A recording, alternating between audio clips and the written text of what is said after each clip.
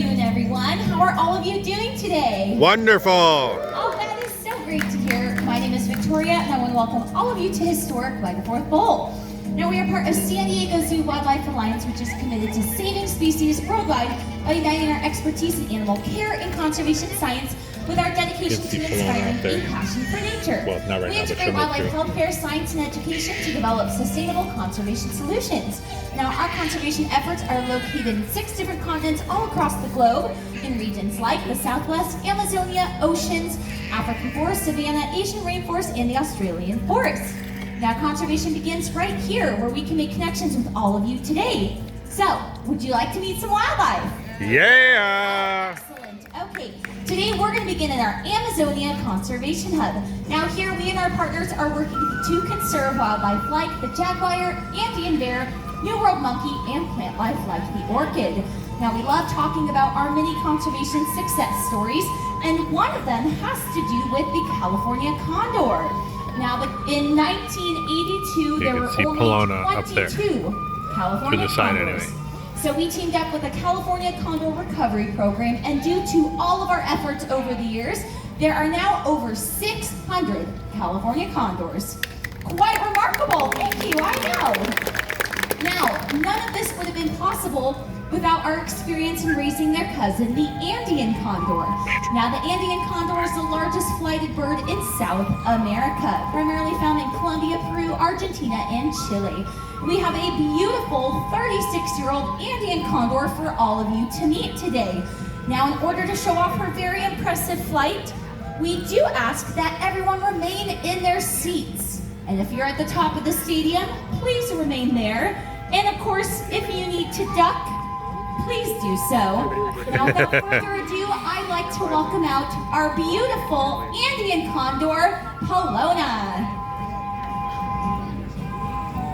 There she comes. I love that little hop. Oh.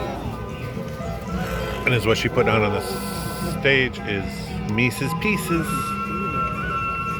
And that's her favorite person right there is Christy.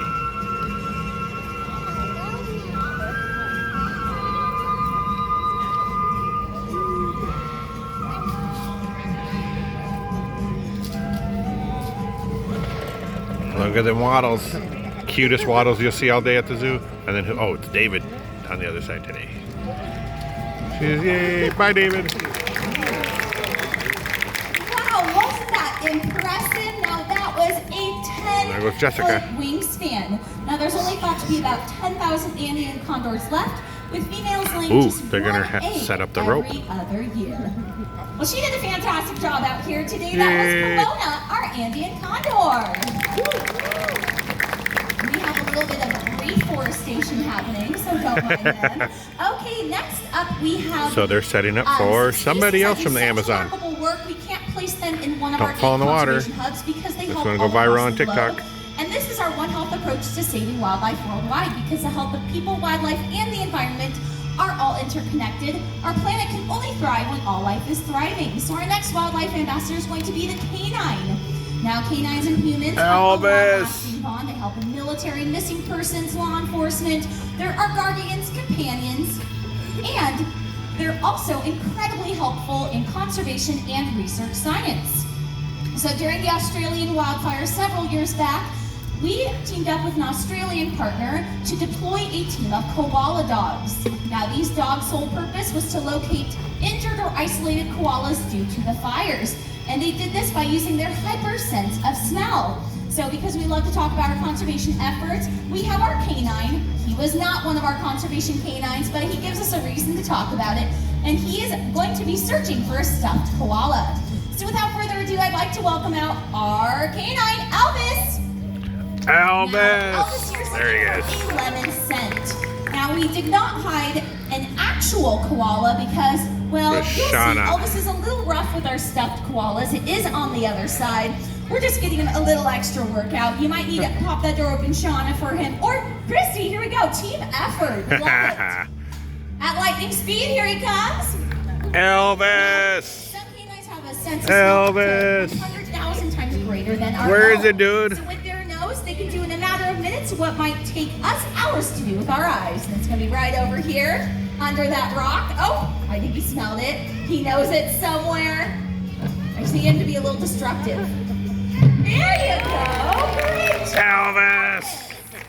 So our canines With in Shauna. Australia did not grab the koala. They simply indicated where they were so they could be rescued and rehabilitated. Now canines are helping vulnerable species all across the globe, not only in Australia.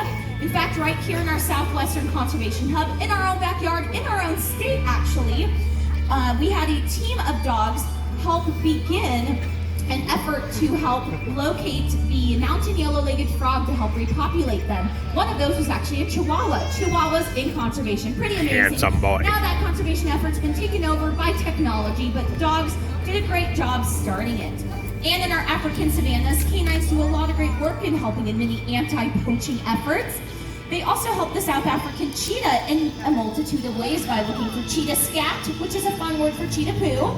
That can be analyzed, providing a lot of information about their health, well-being, how many there are. Lots of information out there. They also help as guardian breeds to reduce conflict between cheetahs and farmers so cheetahs can live another day. Now, Elvis here wasn't training to be Guide Dog of America, particularly a blind lead. That would have been the number one worst job for him on the planet. In fact, beginning the show, he is so food motivated, he'd run into the audience and steal people's popcorn. You can see at 10 years old, he's I've now seen him very do that. well behaved. That was once not the case. But his new career is actually being a cheetah companion, and he does a fantastic job. He lives with an almost 10-year-old cheetah named Ilanga. Well, he's gonna show off when he takes off. I know.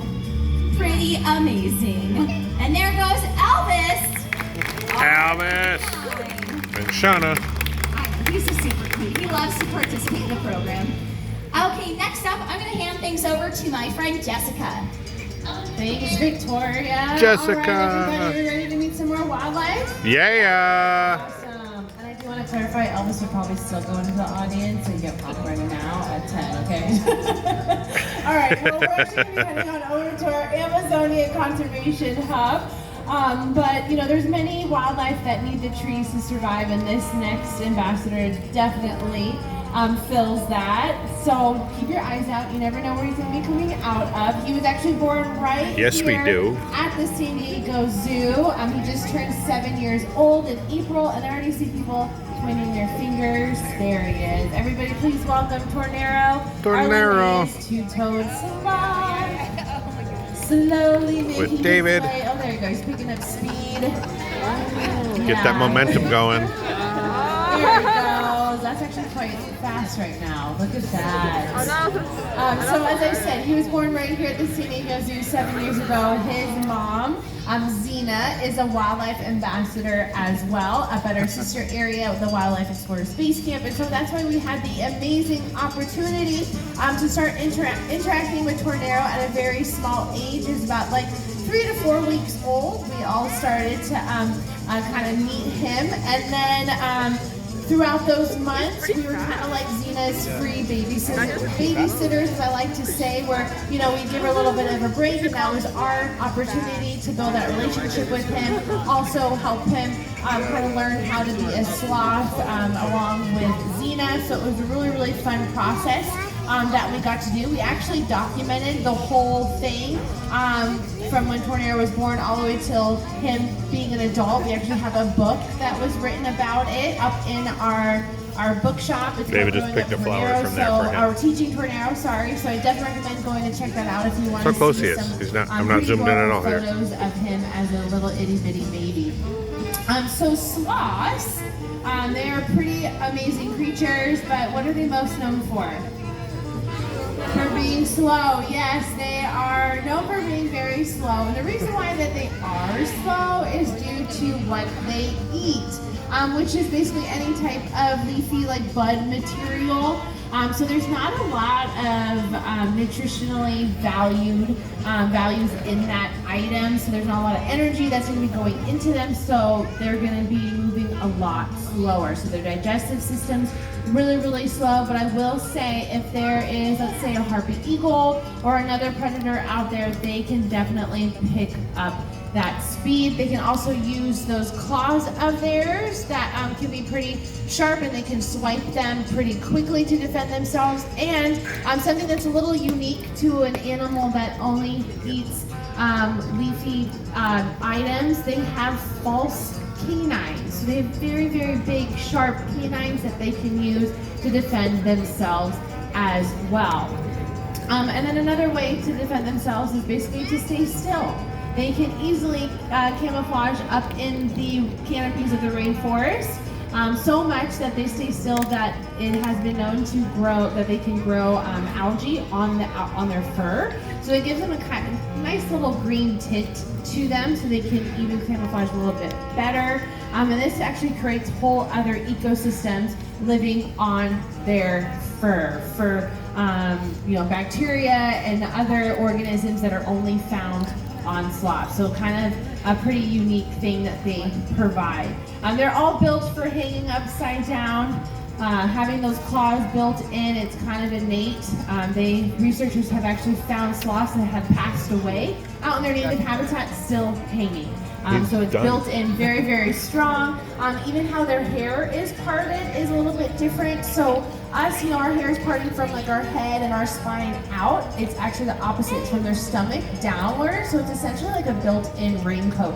There's a lot of moisture out in the rainforest of where they're found. So having that ability to kind of stay dry is really, really helpful. Also, if you ever, adults, if you remember hanging upside down on the monkey bars, all the blood's rushing to your head, they're primarily hanging upside down a good chunk of their life. They actually have evolved to have a little bit of a different structure in their abdomen for the organs, so they don't necessarily have those effects from hanging upside down. So very, very well built for that. Now, since they are built for the trees, and luckily this particular species of sloth, they do stay up pretty high up in the canopies, but some of their other species of friends, more like the three toads, are a little bit closer to the ground. They don't go as high up in the altitude, so a lot of them are subject to a lot of issues that are going around, such as like deforestation or the illegal pet trade.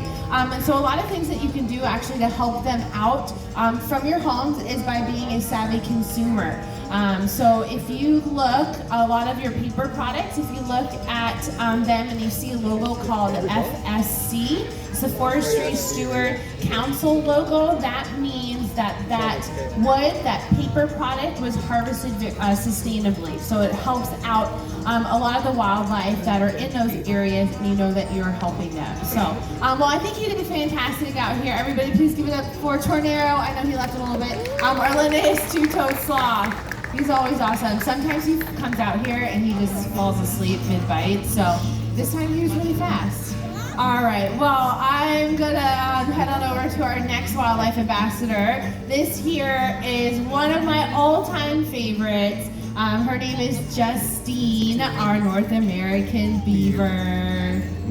Pretty adorable. She just celebrated her 16th birthday in June, which is pretty considered a pretty older lady, but she is still trucking along. We do have a new youngster beaver in our area named River.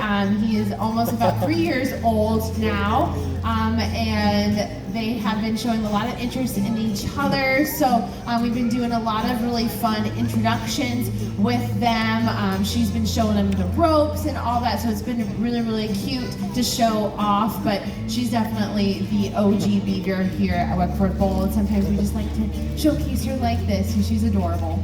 So beavers, they are part of our One Health approach to saving wildlife worldwide that I know Victoria kind of talked about with Elvis.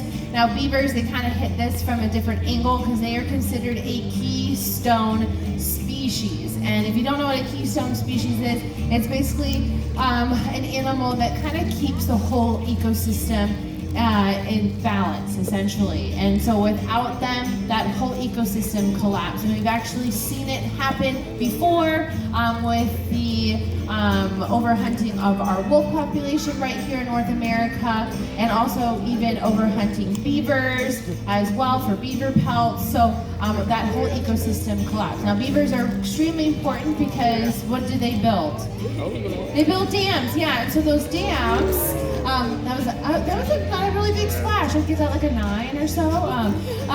So those dams actually create whole other ecosystem wetlands for other animals to thrive in. So it can be anywhere from breeding grounds or feeding grounds or just safety for other animals to thrive in. So they're extremely, extremely important.